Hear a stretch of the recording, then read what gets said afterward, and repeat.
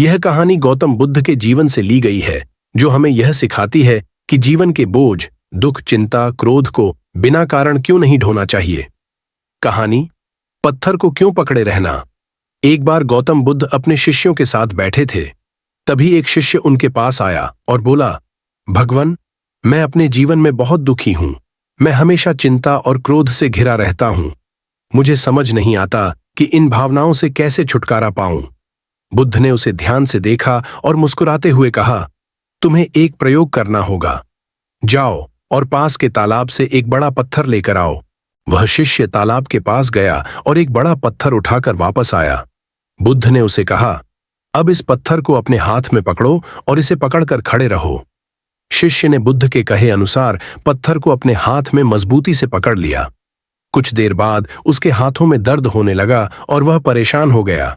वह बुद्ध से बोला, भगवान, यह पत्थर बहुत भारी है। इसे पकड़े रहना मुश्किल हो रहा है।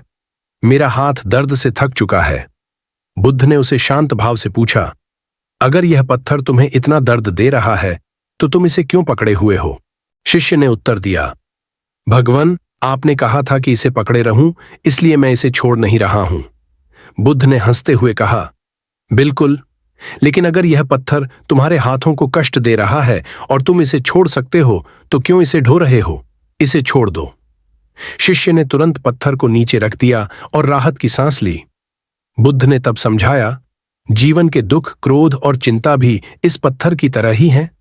इन्हें तुमने खुद पकड़ रखा है। जैसे ही तुम इन्हें छोड़ने का निर्णय लोगे, तुम्हारा मन हल्का और शांत हो जाएगा। जीवन में जो कुछ भी तुम्हें कष्ट दे रहा है, उसे छोड़ने में ही भलाई है। कहानी का नैतिक सार। यह कहानी हमें सिखाती है कि जीवन के दुख, चिंता, क्रोध और नकारात्मक भावनाएं उसी पत्थर की तरह हैं जिन्हें हम बिना कारण पकड़े रहते हैं।